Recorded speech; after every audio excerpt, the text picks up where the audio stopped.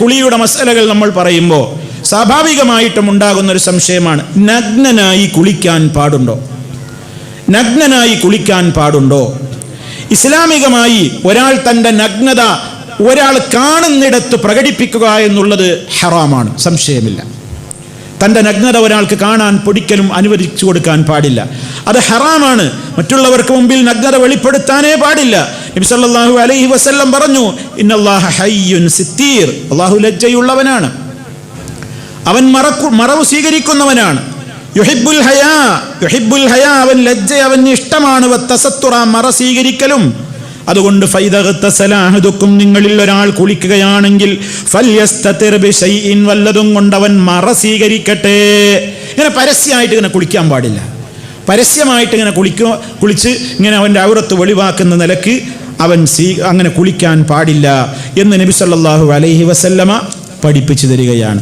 എന്നാൽ ഒരാളൊരു മറയിലാണ് കുളിക്കുന്നത്, ആ അവസരത്തിൽ അദ്ദേഹം ഒരു പ്രത്യേകമായി മുണ്ടുടുത്ത് കുളിക്കൽ നിർബന്ധമുണ്ടോ? അഥവാ അയാൾക്ക് പരിപൂർണമായി നഗ്നനായി അയാളുടെ, നമ്മളിപ്പോൾ ഇന്ന് സ്വാഭാവികം ഇന്ന് അങ്ങനെയാണല്ലോ, ഇന്ന് ഓരോരുത്തരും ഓരോരോ ടോയ്ലറ്റുകൾ ബാത്റൂമുകളിലാണ് കുളിക്കുന്നത്. അപ്പം അയാൾ ഉടുമുണ്ടോ വല്ലതും ഉടുക്കൽ അയാൾക്ക് നിർബന്ധമുണ്ടോ? എന്താണ് അതിൻ്റെ മസ്അല? അയാൾക്ക് നഗ്നനായി കുളിക്കുന്നത് തെറ്റാണോ? ആ വിഷയത്തിൽ മഹാനായ ഇമാം ബുഖാരി റഹ്മത്തുള്ളാഹി അലൈഹി അവിടുത്തെ സഹീഹുൽ ബുഖാരിയിൽ ഒരു അധ്യായത്തിന് അദ്ദേഹം നൽകിയ തലക്കെട്ട് തന്നെ എന്താണ്? ബാബു മൻ ഇഗ്തസല ഉരിയാനൻ വഹ്ദഹു ഫിൽ ഖൽവ വമൻ തസത്തറ ഫസ്സിത്റു അഫ്ളൽ.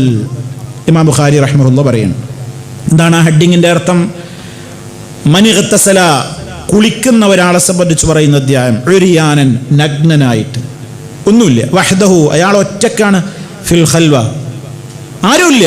ഖൽവത്തിൽ ഒറ്റയ്ക്ക് അദ്ദേഹം ഒരാൾ നഗ്നനായി കുളിക്കുകയാണെങ്കിൽ അതിന് വിരോധമൊന്നുമില്ലാന്ന്, അത് തെറ്റോ കുറ്റമോ അല്ല. എന്നാൽ ഒരാൾ ഒരു മുണ്ട് മറ സ്വീകരിക്കുന്നുവെങ്കിൽ, ഉടുക്കുന്നുവെങ്കിൽ അങ്ങനെ സ്വീകരിക്കലാണ് അയാൾക്ക് ഏറ്റവും ഉത്തമം. തെറ്റൊന്നുമില്ല. ഒരാൾ നഗ്നനായി കുളിച്ചാൽ ഒരു ഉത്തമത്തിനെതിരെ ചെയ്തു എന്ന് മാത്രമേ ഉള്ളൂ. അയാളുടെ മേൽ എന്തില്ല? തെറ്റോ കുറ്റമോ ഒന്നും ഇല്ല. ഉത്തമമാണ് എന്നുള്ളതിനുള്ള തെളിവെന്താ? മുആവിയത്ത് ബിൻ ഹൈദ റളിയല്ലാഹു തആല അൻഹു പറയാണ്, ഞാൻ ഒരിക്കൽ ചോദിച്ചു, യാ നബി അല്ലാഹ്, അല്ലാഹുവിൻ്റെ റസൂലേ, ഔറാത്തുന, ഞങ്ങളുടെ ഔറത്തുകൾ, നഗ്നഭാഗങ്ങൾ, മാ നഅതി മിൻഹാ വമാ നദർ, എന്തൊക്കെ ഞങ്ങൾ സൂക്ഷിക്കണം, എന്തൊക്കെ ഞങ്ങൾ ഒഴിവാക്കണം, ഏതിലൊക്കെ ഞങ്ങൾ അതിൽ സൂക്ഷ്മത പുലർത്തേണ്ടതുണ്ട്? നബി സല്ലല്ലാഹു അലൈഹി വസല്ലമിനോട് ചോദിച്ചു. അപ്പോൾ നബി സല്ലല്ലാഹു അലൈഹി വസല്ലം പറയാണ്, യഹ്ഫദ് ഔറതക്, നിന്റെ നഗ്നതയെ നീ സൂക്ഷിക്കണം.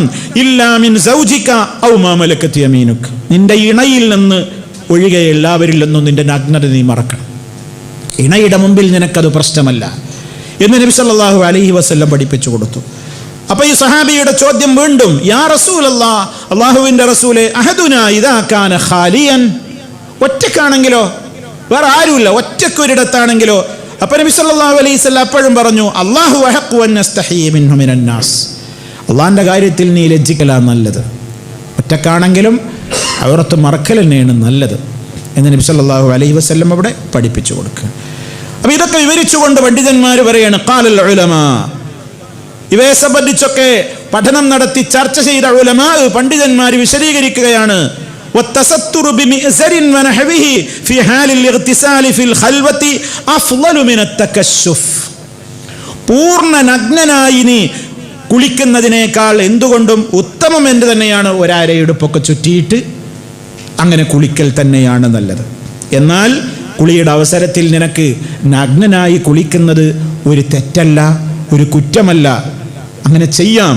എന്നാൽ ഇങ്ങനെ മറച്ചുകൊണ്ട് കുളിക്കലാണ് ഉത്തമം എന്നാണ് ഈ വിഷയത്തിൽ പണ്ഡിതന്മാർ പറഞ്ഞിട്ടുള്ളത്.